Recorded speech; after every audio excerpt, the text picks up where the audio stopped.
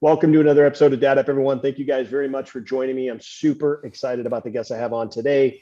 We tried to get this going about a month ago, and it wasn't working out with our sound quality, but we're doing it today, and I'm really excited. I've gotten a chance to know this guy. He's a 12-time MLB player and now an analyst, right? And he's just doing great things. He's got his own podcast, and I'm excited for him to share all the things he's doing with you. But Sean, thank you very much for being on, man. Oh, Bryan, good to be back on, dude. At least we got the audio visual a little bit better this time. Right. Absolutely. Well, let's do this. Let's hit it right out of the park from the start. Give my listeners a little bit of a backstory of you and kind of how you grew up, and then obviously about your career, and then obviously it's the Dad podcast, so about your family. Yeah, man, sure. I'm, I've lived here in Pittsburgh, Pennsylvania, pretty much my whole life in a suburb called Upper St. Clair. I have 4 kids. I have 2 boys in college. One's at Dayton, Andrew. One's at as a freshman at Kent State. That's why I figure I pay enough money, so I might as well wear the T-shirt. You know what I mean?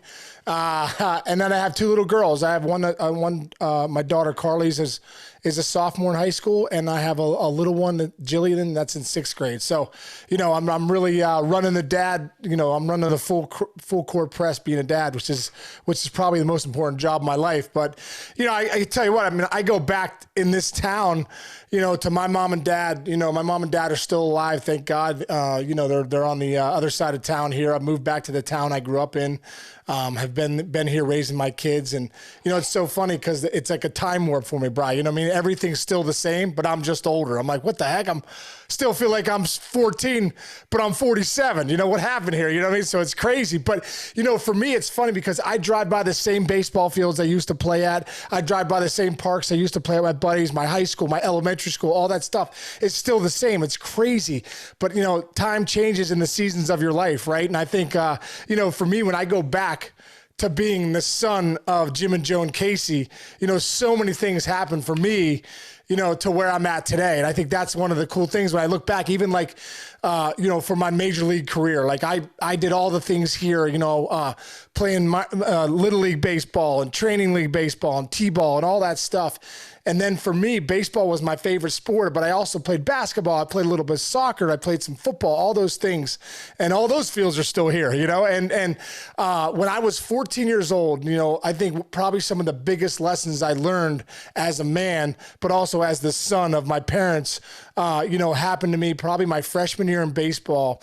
I probably was one of the top 2 players in the town, baseball wise, especially hitting and all that stuff, all the way up till I got to 14. And I think I was just a young 14-year-old, a young freshman. And, I just hadn't hit puberty the way probably my buddies had, and they were hitting the ball maybe a lot further and doing some different things. It was the first time, brother, that I'd never really started in baseball. It's crazy. So we get there that first year, I'm like, what the heck? I'm a bench player. You got to be kidding me. Like, I've always been the best player. So, I remember going home to my dad, and this conversation has made me think so much being a dad, and I said to my dad, I said, Dad, man, I don't know what's going on, but just do me a favor. Head down to the high school and talk to the coach if you could, and just tell him that, how good of a player I am and that I've started my whole career, been one of the best players, and that I should be starting over this kid. My dad was just like kind of an old school guy. My dad, blue collar man, was like, man, I feel your pain and I appreciate your emotions and your feelings, but I'm 100% not going to go talk to that coach. Right. He's like, you're obviously not glaringly better than the other players. Because if you were, you'd be playing. If you were glaringly better, you would be playing. You wouldn't have to have this conversation with me or anything like that. He's like, this is at the time in your career where you need to start working a little harder. You need to start putting in the time, developing your skill. You have some talent, but you got to put in more effort, to get that skill, and then more effort to get to where you want to be. So for me, it was, there was a batting cage that opened up the town next to us in Bethel Park. And my dad was like, listen, back then it was tokens. I'm sure you remember the tokens. You put in the tokens, you hit the balls. So he's like, listen, I'll pay for as many tokens as you use. And he's like, as soon as you stop hitting, the deal's off. And I was like, Dad, deal. And so sure enough, brother, like that summer after that freshman baseball year, and then the summer came, going into our sophomore year, I started to hit every single day. And I just fell in love with it. And I had found a hitting coach, a guy named Frank Porco, who I owe so much to, just loved hitting. He knew, and never even played college ball, but he loved the game. He loved, the skills of hitting. So used to hit with him for a half hour on Tuesday night, Bri. And then every day after, those other 6 days, I was working. I would hit for a couple hours after school. I would hit in my garage afterwards off the tee. And my whole goal was to start as on JV. Like my whole goal of like doing all this was, man, I just want to start on JV. I got to get that starting job back. And my dad was right. The more I hit, the repetition is the mother of skill. The more I hit, the better I got. I was like, wow, this is really working, So as a 14, 15-year-old kid, that was huge. So sure enough, year goes by, bam, I start as a JV. I'm like, yeah, there's the goal. But I keep hitting. Next thing you know, I start as a junior in varsity. My senior year, we win the championship. And, I think the other lesson I learned there was I really learned that you got to put the work in. You got to put the time in. Nothing's given to you in life. Your dad, all these things, no one could help you. You got to help yourself. My senior year, though, my dad had just started this company called Casey Chemical. He was grinding. I remember just the work ethic for me. Like, I'd be in bed at night, and he started the company in our house in the living room there. And I remember go to the bathroom at night at midnight, and my dad's still up, doing what he needs to do. I don't know what he's doing down there, but he's still setting up the company, making sure he has everything ready for tomorrow's calls. And that really stuck in my head. Like, man, my dad is like pushing the envelope, finding ways to get better. And he was always big with that too, Brian. Like, hey, listen, find out there's better ways to get better quicker. Find those out and keep doing them. So I kind of got that from my dad. But that year, my senior year, I had no college scholarship offers. Like, I was one of the best players in the area now. Like, legitimately, I was like the MVP of our area. But I didn't even have a Division III offer. I was like, you got to be kidding me. Like, I can't even get an offer. You didn't have one? Not one offer. Nobody. Division III, 2, 1, nothing. Right? Because I didn't look the part. I didn't run great, all this stuff, but I could hit. And I had a drive inside me, like, that was, you can't measure that hard. I think that's what sometimes people don't realize, man. You got to find out who these guys are to see what they'll be. So I was so frustrated. I remember telling my dad, I know I can play Division I baseball. I know it. He goes, well, listen, do what I'm doing. It's called network marketing. And back then I used to stuff the envelopes every month, 5,000 envelopes I would stuff after school. So I knew, like, oh my God, my dad would be like, if we send out 5,000 envelopes and we get 1 to 5 sales, we're going to eat. You know what I mean? That's what his goal was. Crazy. So he said, why don't you sit down and write out find 30 colleges, Division III, Division I, and write letters to all of them. So I did. I came home from school one day, Dear Clemson, Dear Penn State, Dear Marietta. All the way down, 30 letters. And I was sending them out. My dad comes up with a brochure. He goes, hey, last year at the Keystone State Games, when you hit 600 with 4 home runs, University of Richmond had sent you a pamphlet. This is back in 1992, He goes, why don't you send them one too? They sent you a pamphlet. I was like, oh, cool. They sent me a pamphlet. Nowadays you're sending out videos, social media, you're pumping yourself up. So the last letter I wrote, University of Richmond, I send it off, right? So my dad's big message to me, Bri, was preparation meeting opportunity. Luck is preparation meeting opportunity. One of these days, brother, if you keep hitting every day, an opportunity is going to pop up. He's like, what a shame it would be if it didn't come. And I remember thinking to myself, with 6 games to go in my senior year, man, that really, I don't know if that's true, what my dad said. Like, there's been no opportunities here. So we're playing Montour High School here in St. Clair, and I had the best day of my life. First at bat, double to left center. Next at bat, double to right center. Double to left center, double to right center. I go 4 for 4, 8 RBIs, and have the best day of my high school career. My coach comes out to me, Jerry Malarkey. He's like, hey, Case. He's like, great game today, man. I'm like, thanks, Jerry. He's like, how many hits you got? I got 4 hits. How many ribbies? 8 ribbies, 4 doubles. He goes, that's great, man. He goes, you see that guy over there behind the backstop? I said, yeah. He goes, that's the University of Richmond coach. He drove 6 hours today from the letter that you sent him to see you play. And sure enough, the guy was like, I really like your swing. I like what we're doing. They were a Division I team. They were a Division I team. And he said, let me go back, talk to Coach Atkins, who was the head coach, and we'll get back to you. And the next day they called me. They offered a $1,000 scholarship, which I didn't even care. I just wanted to walk on. Next thing you know, I was in Richmond, and 3 years later, Bri, 3 years later, I was the NCAA batting champion, Division I batting champion. I hit .461 at Richmond. I won the NCAA batting title, the best hitter in Division I baseball.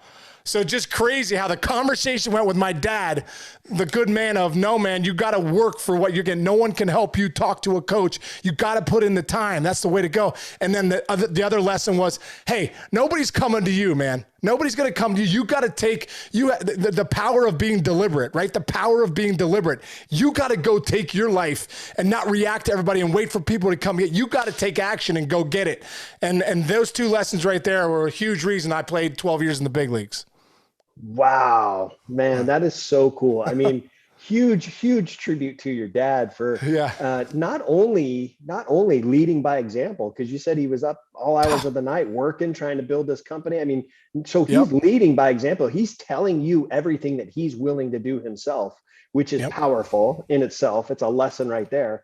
And number two, telling you, hey, you know, this is on you. You have to be a man now. Right. And when you tell that story, it's funny because I've, you know, as you know, my boys are older now, 23 and 20, and I coached them, you know, since they were 4 all the way up through high school. And I remember, I distinctly remember, Sean, the conversation I had with my younger son. He was about to be a junior in high school, and he was so nervous that he wasn't going to, not only he wasn't sure if he was going to make the team, the varsity team, but he wanted to be a varsity starter. And he didn't, he thought with all the talent that was coming out, he was really upset about it. And we were talking on the way home, because I was one of the coaches on the team. And he said, Dad, I don't think I'm not sure I'm going to make the team. Number one. Number two, even if I do make the team, I'm definitely not going to be a starter. And I'm like, why do you think that way? He goes like, Dad, look at all the other guys that have come out. I just don't think I'll be able to do it. And I said, listen, there's one thing you have to do. You have to outwork everybody else. That's the one thing you have to do. You have to outwork them. You have to be in the gym longer. You got to focus harder. And when you are in the gym during practices, you got to work harder than every single other player out there. And if you do those things, even if you fall a little short, if you do those things, good things will happen.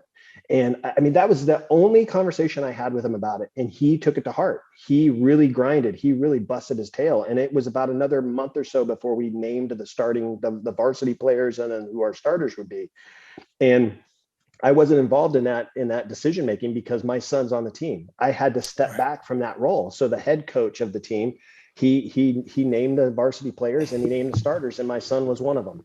Wow. And it was because of the work ethic that he put in. And not only that, but that year that he was a starting player on this varsity team, that year we ended up going all the way to CIF and winning the championship. It was the first time in the school's 100-year history that the school had won a championship in CIF for basketball. And so now my son and I both have championship rings together. And that championship game, he had probably the best game of his life in the championship game, where he made 5 3-point shots in that game, 5 of them. Wow. He just was lights out. He was lights out. So I really attribute it to part of it being the conversation that he and I had at the beginning of the season. And the other part of it is him taking it to heart and really putting in the work. And you talked about that as a young boy, for you, putting in that work. Kids don't understand, especially when it comes to sports, but even in school, kids don't understand that they don't have quite the maturity level. It's our jobs as parents to really encourage them to really take ownership of who they want to be and what they want to do and the things that they want to accomplish. So that's a powerful, powerful story. And then it led you to a phenomenal career, right? Yeah. I mean, been with a couple of different teams. One of my son's favorite team, the Red Sox. You played on the Red Sox. I mean, my last year. That's so awesome, man. Let me ask you this, just kind of thinking back to that career, best or favorite baseball memory that you have from playing in the major leagues? Wow, so many great memories, man. Like I think there's, it relates so much back to, just being a kid and growing up, like having that little kid in you. One other thing I wanted to say before I go to that, like, I think I like the phrase results aren't random. Right. Results aren't random. Like when you put in the work, you start to see results. When you don't put in the work, You see results. They're just not the ones you want. Right. You know what I mean? So at some point you have to evaluate what am I doing, to get the results that I'm getting. I always thought that was a good one. But for me, I think the big leagues was it was a dream come true almost all the time. I think probably one of the coolest moments of my career was probably my first hit. I got called up to the big leagues in 1997 with the Cleveland Indians. They were the best team in baseball.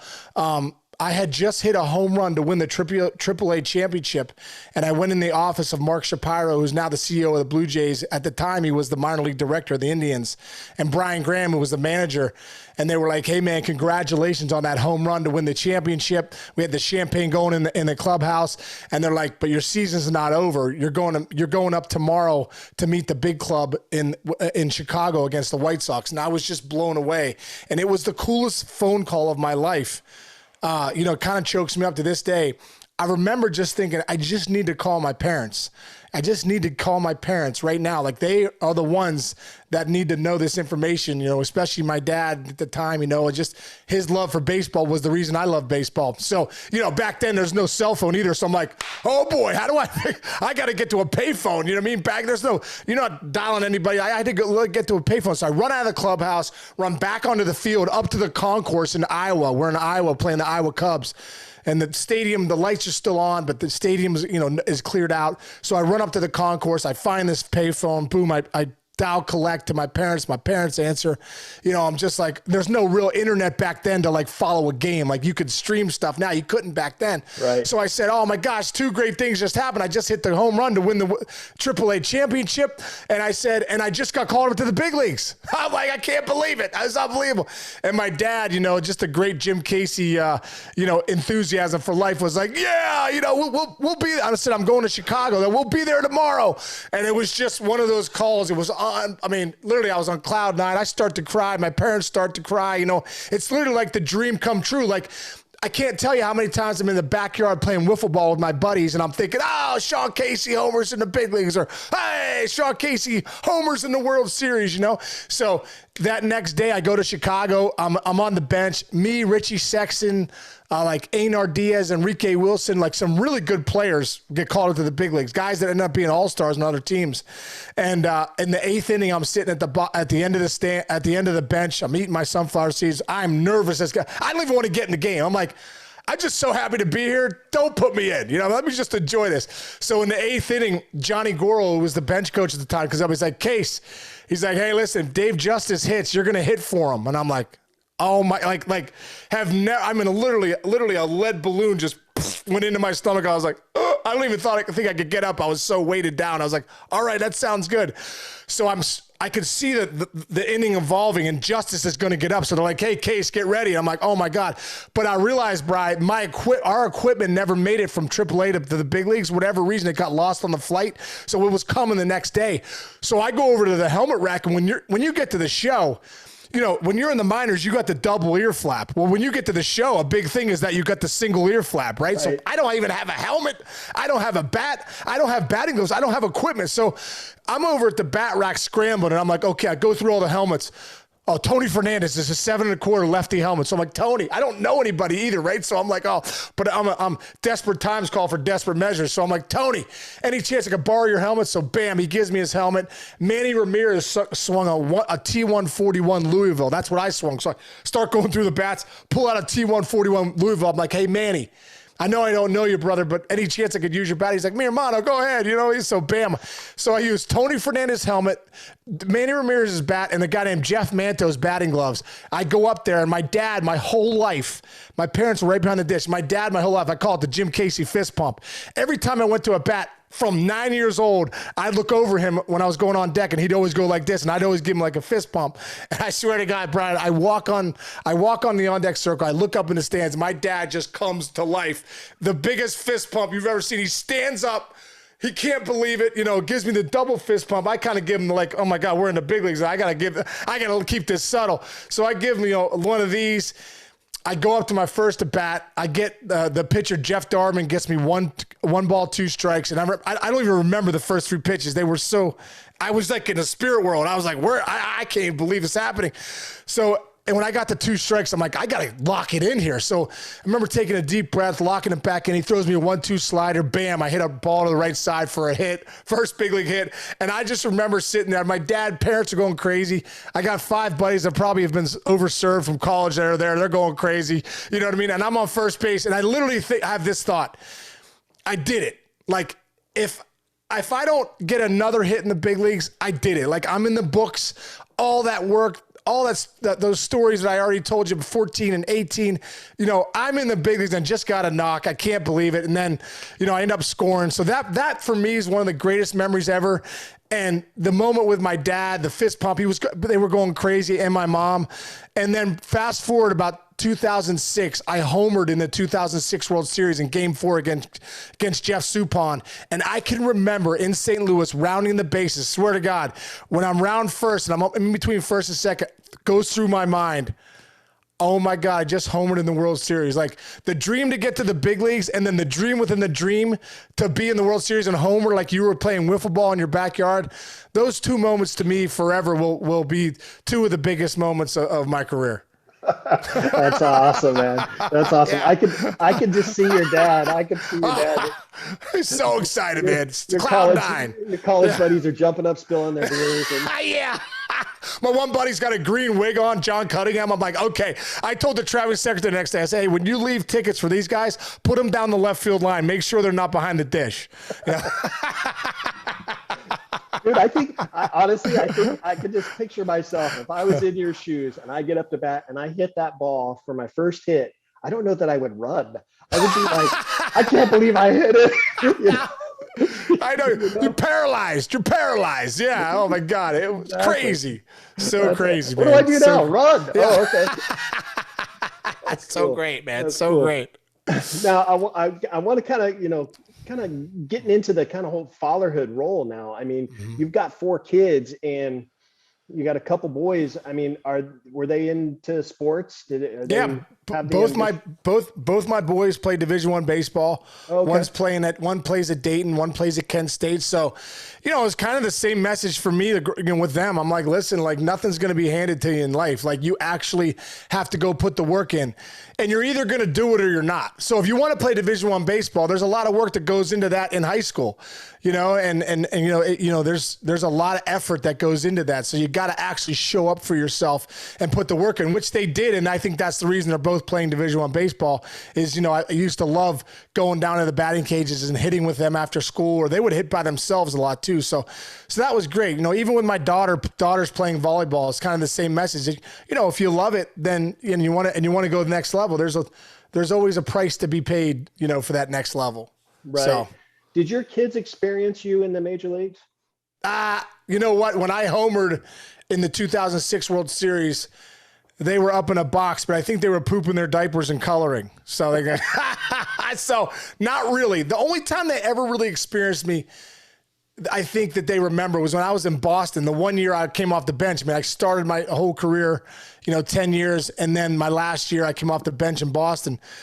And one day I brought him out on an off day, and we were playing home run derby off the Green Monster, and I videoed it, thank God. Cool.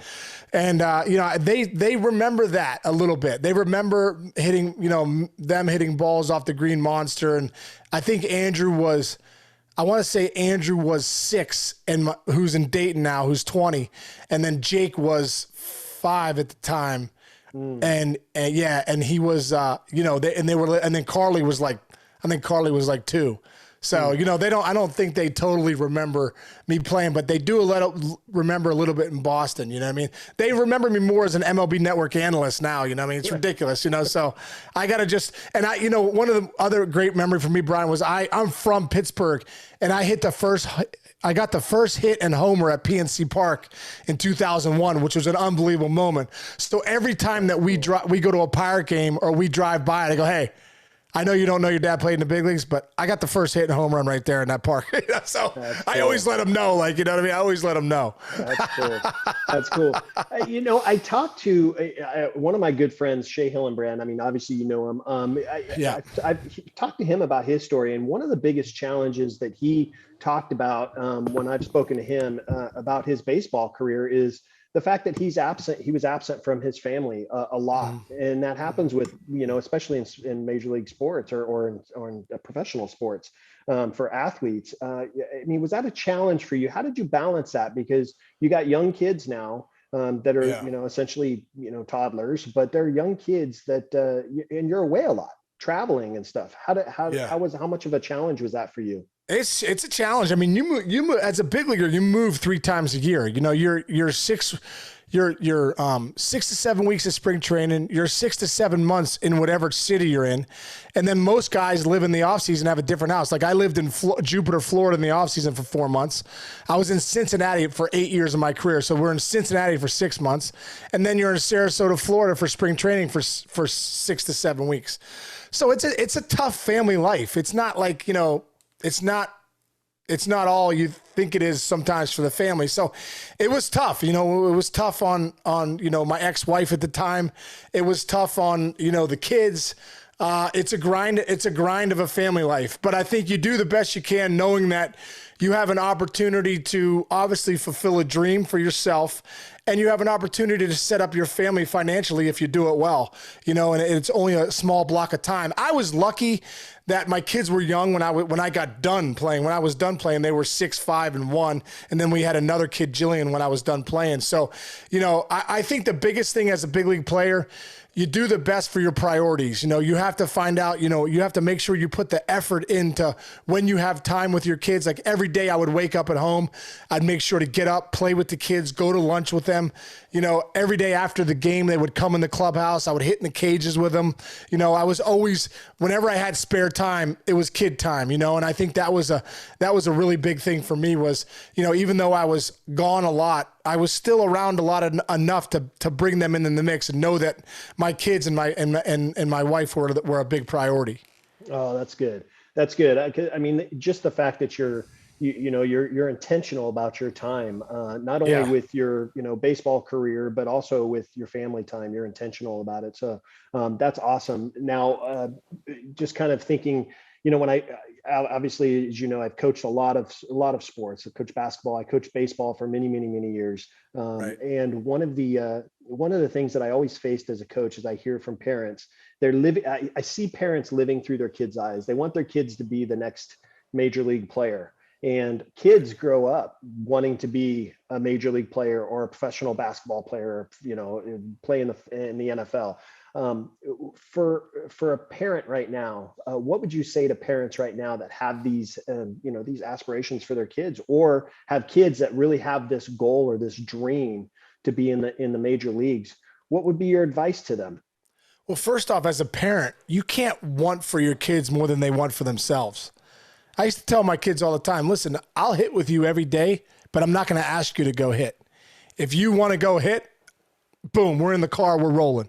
You want me to feed the machine? I'll be there. You want to hit off the tee? You want to talk hitting?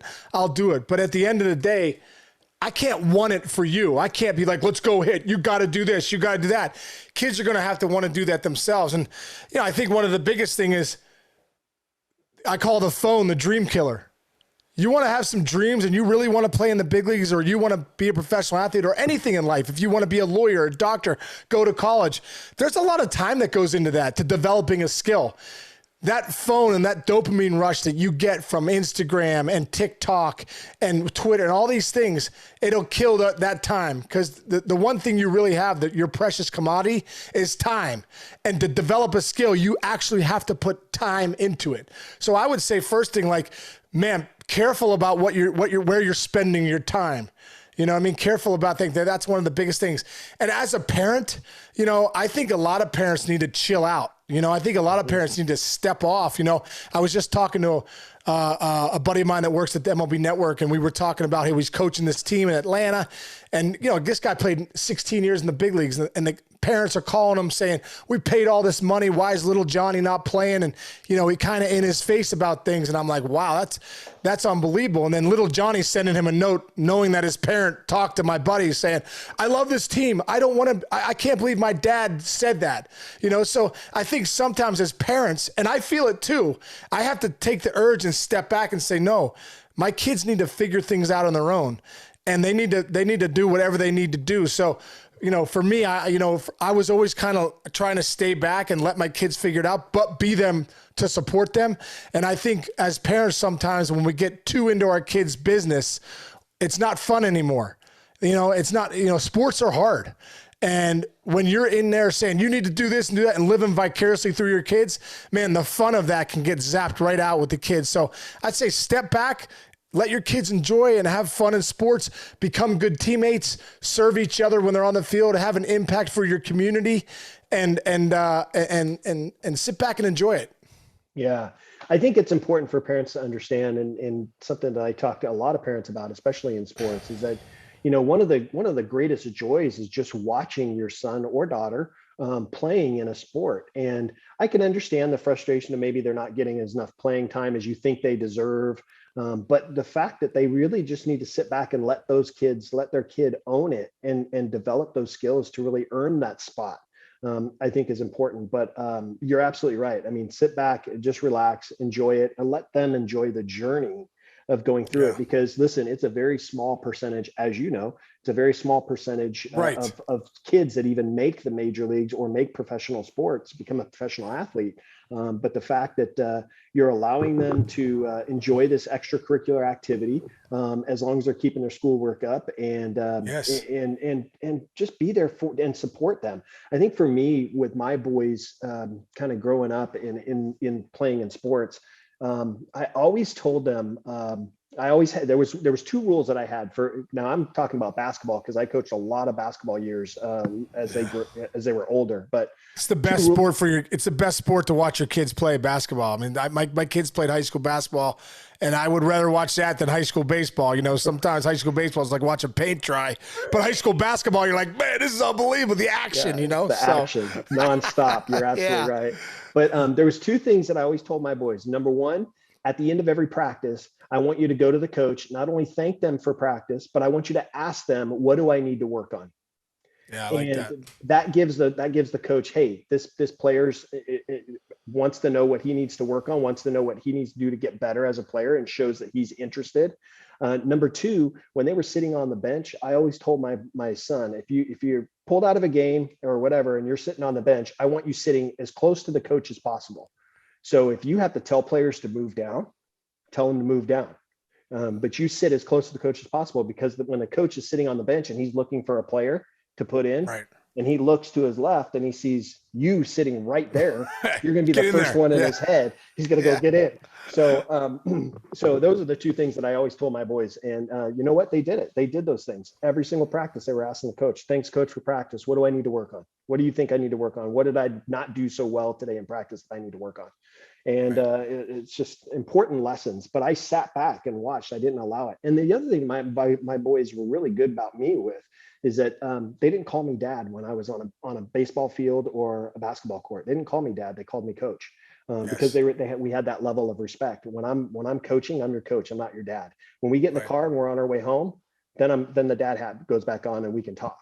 But when we're on the field or on the court, I'm your coach. So that's cool. Let me ask you this one more. Yes, thank you. One more question, and I'll let you go. Challenges right now. What are you facing as a dad? What kind of challenges are you facing? Because I know obviously you got a wide range of ages of kids that you're going through right now. Yeah. What's your biggest challenge? I think the biggest challenge is time. You know what I mean? I got one at Dayton. I want to see him sometimes. I was just up at Kent State this past weekend while my daughter was in Philadelphia doing a volleyball tournament. So she's traveling. My little one, has soccer that she's in, travel soccer on the weekends. So just a lot of time, it's a lot of figuring out where to go. And also being present, because you're there. I think one of the things too is I challenge myself daily to communicate with every kid. If I'm on the road working, I make sure that I'll FaceTime my little one, Jillian, or make sure I call her in the morning before school, or walk her to the bus stop, or, and I think that's a big thing. And also too, I got divorced 4 years ago, but my ex-wife lives 5 houses down, which is really good. So, I almost feel like, man, I'm so grateful for the relationship that I have with her. We were in that the kids are really kind of we're week on, week off, but the kids are like, hey, I'm going to mom's, I'll be back. And so, navigating that too has been pretty pretty rewarding to do it right and to make sure that, you know, we're raising our kids together, and that there doesn't have to be this animosity and this bitterness and this resentment. You can realize, hey, listen, it didn't work out for us moving forward in our marriage, but we have 4 wonderful kids.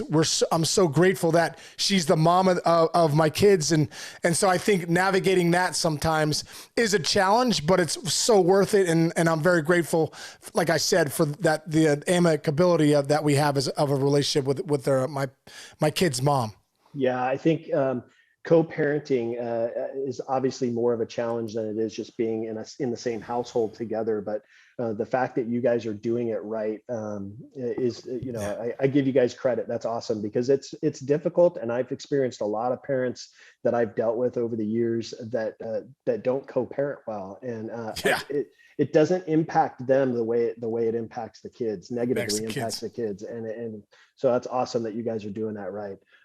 Sean, look, man, it's been super awesome having you on, brother. I'm glad we were able to get this locked in, and I appreciate who you are, the things that you're doing, and look forward to continuing our friendship. Yeah, great, Bryan. I appreciate you having me on, man. Love what you're doing with the Dad Up podcast. I think it's wonderful, and look forward to seeing you down the road, brother. Awesome. Thank you guys very much for joining me again on another episode of Dad Up. Thank you, Sean Casey, for joining me. Make sure you guys are checking out the things that he's doing. Obviously, he's got an awesome, what's the name of your podcast again? Yeah, the name of it, I'd love for you to check it out. It's called The Mayor's Office. And, you know, we got a lot of great stuff on there. I think I'm big on talking about the hero's journey of these guys. And, you know, there's just so many, you know, Johnny Bench, Jim Leland, Steve Blass, you know, Jeff Bagwell, Lance Berkman, a lot of good people that have been on the podcast. And it's just been a lot of fun for us. So you can find us. You can find me on Twitter at the Mayor's Office, or Instagram at the Mayor's Office MLB. And then our podcast is everywhere. It's on YouTube at the Mayor's Office, and also Spotify, wherever you get your podcasts, Apple. Awesome. All that stuff. So, well, guys, make sure you're checking out his podcast. He does have a lot of great guests on, really good stuff. So make sure you guys are subscribing to his show. And then obviously don't forget to subscribe to my show so you don't miss it.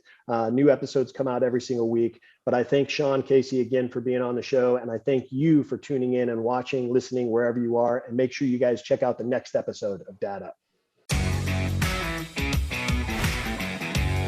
Thanks so much for listening to the episode.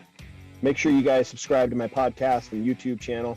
And please do me a favor, leave a rating and a review. Would love to hear from you and see what you think of the show. Stay tuned for more exciting episodes each week. Until next time, thank you for listening to the Dad Up Podcast.